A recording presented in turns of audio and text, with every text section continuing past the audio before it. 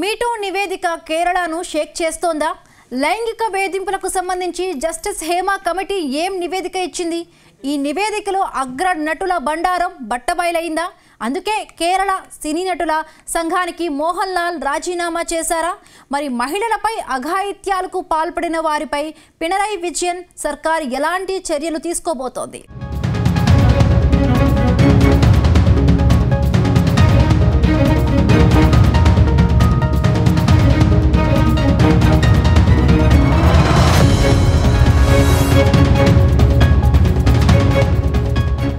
మలయాళ చిత్ర పరిశ్రమలో లైంగిక వేధింపులు తీవ్ర దుమారం రేపుతుంది. చిత్ర పరిశ్రమలో అవకాశాల కోసం వచ్చే యువతులు మహిళలను లైంగికంగా వేధిస్తున్నారంటూ హేమా కమిటీ సంచలన నివేదిక ఇచ్చింది. ఈ నివేదికలో ఇండస్ట్రీకి చెందిన పలువురు పెద్దల పేర్లు బయటికి రావడం, వారు సమాధానాలు చెప్పుకోలేని పరిస్థితిలో ఉండడంతో ఈ వ్యవహారం చర్చనీయాంశంగా మారింది. ఈ దెబ్బకు Kerala super star hero Mohan Lal మలయాళ సినీ నటుల సంఘం అధ్యక్ష పదవికి రాజీనామా చేయడం ప్రకంపనలు సృష్టిస్తుంది.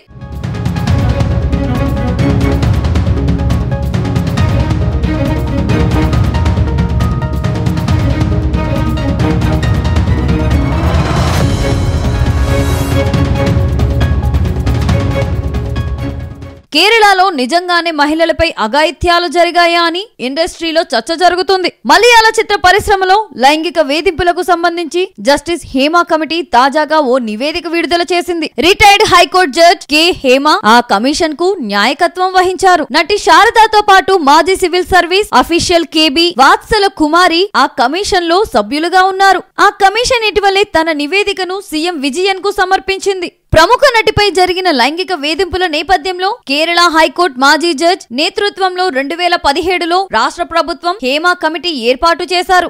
ఈ కమిటీ ఇప్పటికీ ఎన్నోసార్లు నివేదికలు సమర్పించింది.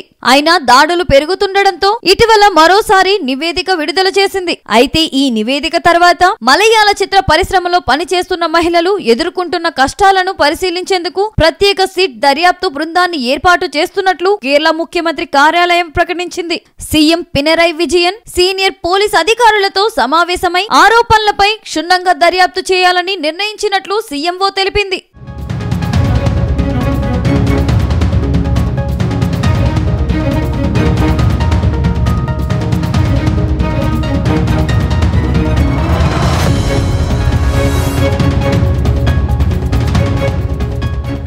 ఈ అంశం తీవ్ర దుమారం రేపడంతో మలయాళ సినీ నటుల సంఘం అమ్మ అధ్యక్ష పదవికి సీనియర్ నటుడు మోహన్ లాల్ రాజీనామా చేశారు. ఆయనతో పాటు అమ్మ కార్యవర్గ సభ్యులు కూడా రాజీనామాలు సమర్పించారు. ఇండస్ట్రీలో మీటు వివాదానికి నైతిక బాధ్యత వహిస్తూ తమ కమిటీని స్వచ్ఛందంగా రద్దు చేసి రాజీనామాలు చేస్తున్నట్లు ఓ ప్రకటన వెలువడింది.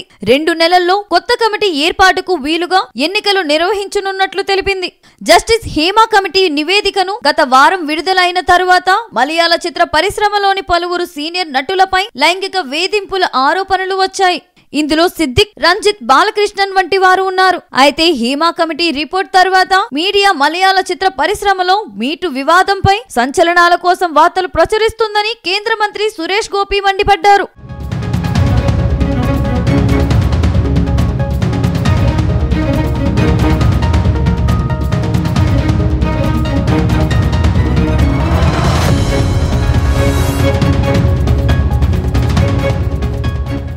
ఇక హేమా కమిటీ నివేదిక పేరుతో మీడియా అత్యుత్సాహం ప్రదర్శించడం మానుకోవాలని కేంద్ర మంత్రి సురేష్ గోపి అన్నారు. సంచలనాల కోసం ఎప్పుడూ ఎవరో ఒకరిపై బురద జల్లడం మానుకోవాలని హితవు పలికారు. కోర్టుల కన్నా ముందే మీడియా తీర్పులు చెప్పేస్తుందని అసహనం వ్యక్తం చేశారు. వాస్తవాలను వక్రీకరించి ప్రజలను తప్పుదోవ పట్టించే కార్యక్రమాలు మంచిది కాదన్నారు. మీ లాభం కోసం ప్రముఖులను టార్గెట్ చేయడం తగదన్నారు. స్వయంగా సీనియర్ నటుడైన సురేష్ గోపి వ్యాఖ్యలు ఇప్పుడు సంచలనంగా మారాయి. మొత్తంగా మీటు ప్రకంపనలు మాలీవుడ్ లో ప్రకంపనలు సృష్టిస్తున్నాయి.